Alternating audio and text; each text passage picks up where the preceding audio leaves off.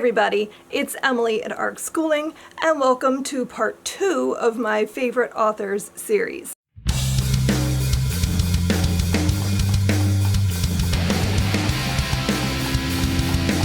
Since it's middle grade March, I thought, why not do 2 of my favorite middle grade authors this month? So that is what my plan is for today.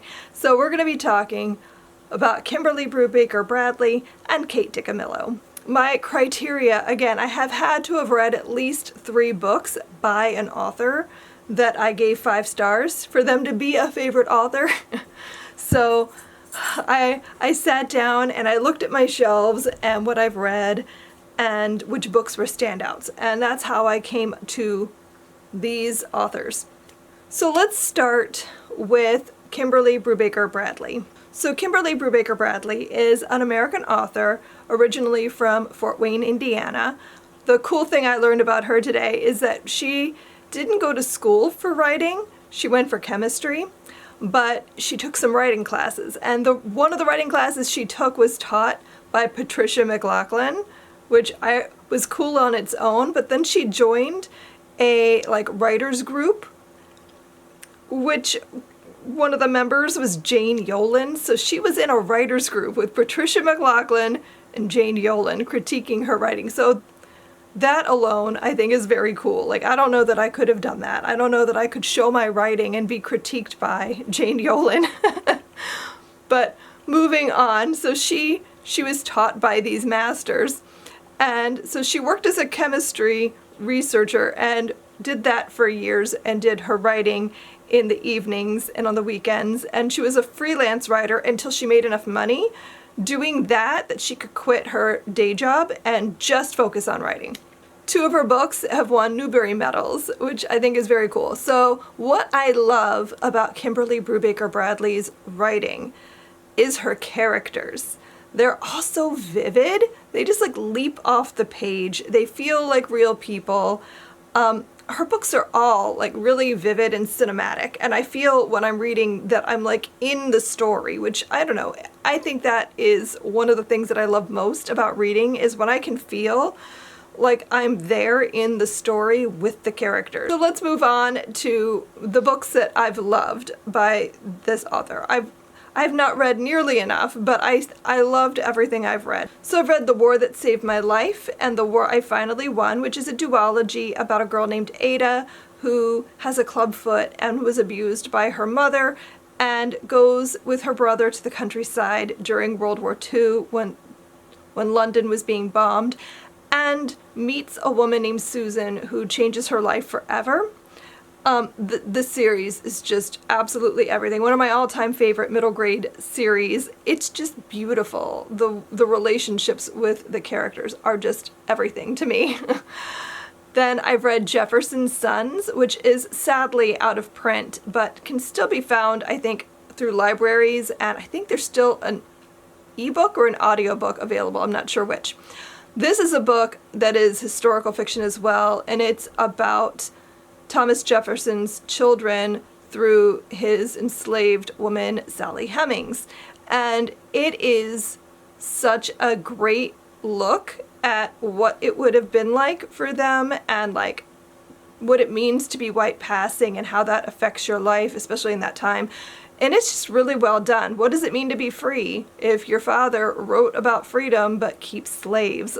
Things like that are just, I think this book is really amazing, and I hope it comes back into print someday. And I've also read Fighting Words, which is a story about a girl who has been sexually abused and how and her and her sister in foster care and her kind of coming to terms with what happened to her. It's beautifully done, very hard read, but I think worth it, and it's just a really good story. Now, if I have to pick a favorite, I'm going to go with The War That Saved My Life and The War I Finally Won, because that series is just my introduction to her writing, and I adored it, and I still think it. I've read it multiple times, and it holds up every time, so I just think that is probably my favorite.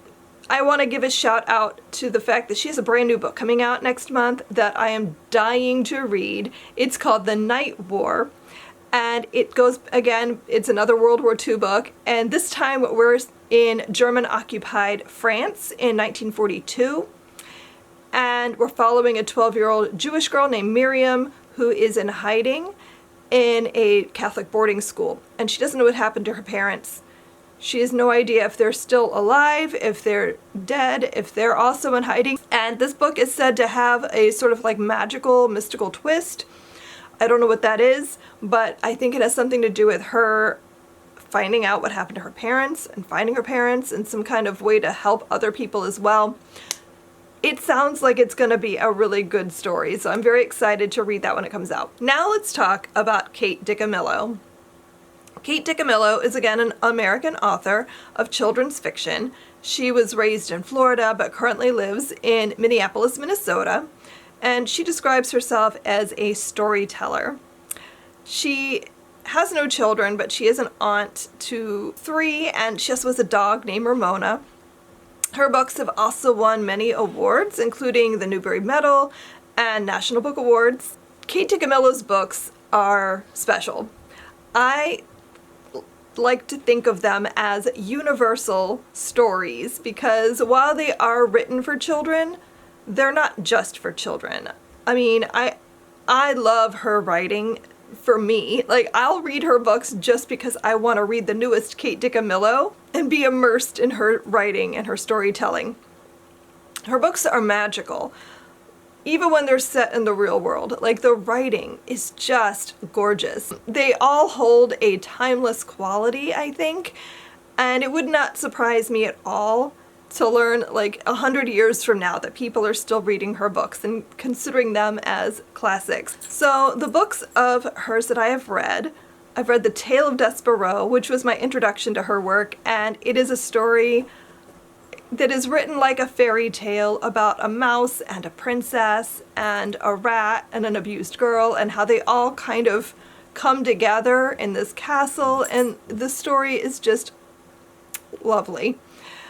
The Miraculous Journey of Edward Tulane is kind of like her take on the Velveteen Rabbit, about a rabbit toy named Edward Tulane trying to find his way back home to his family.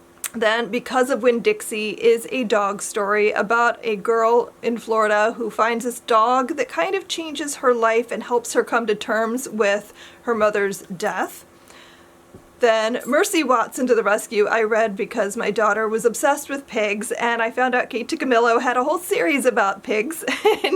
and so it's an early chapter book kind of a story, so like an early reader, and it's just a cute book about a pig, honestly. Very fun, very cute. And I read Raimi Nightingale, which is a story about a girl over the summer, and I think it had to do with like a summer camp. I don't remember. It's been a really long time since I read that one, and I only read it once, whereas all these other books I've read multiple times.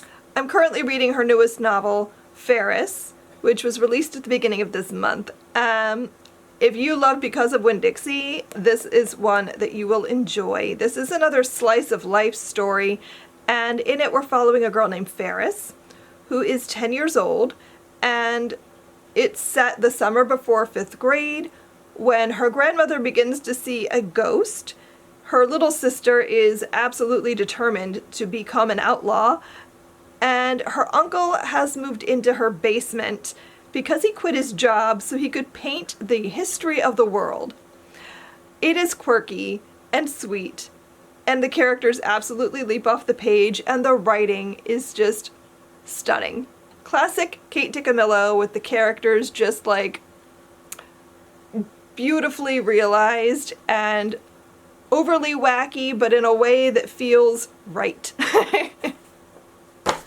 If I had to pick a favorite, I probably have to go with a tie because I just can't decide whether my favorite Kate DiCamillo is The Tale of Despereaux or Because of Winn-Dixie. I read them both like back to back originally.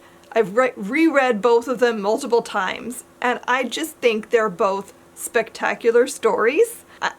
That's how I fell in love with her writing, those two books, and I don't know that I could choose which one is my favorite. So I'm going to go with both of them.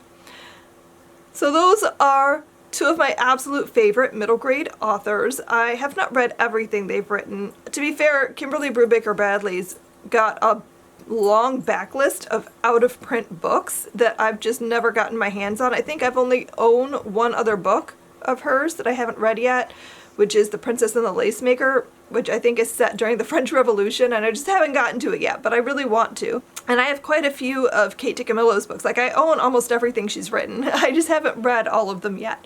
So, like, sometimes I want to save things, like, for the right moment, you know? So that I never run out of my favorite author's books. Does that make sense? So, let me know down below in the comments if you also love either of these authors. What is your favorite book that they have written? I would love to know more about that, because if there's something that they've written that I haven't gotten to yet that you think I absolutely need to prioritize, let me know. So thank you so much for watching this video. If you want to see more things like this, remember to like and subscribe, and I will see you guys next time. Happy reading. Bye!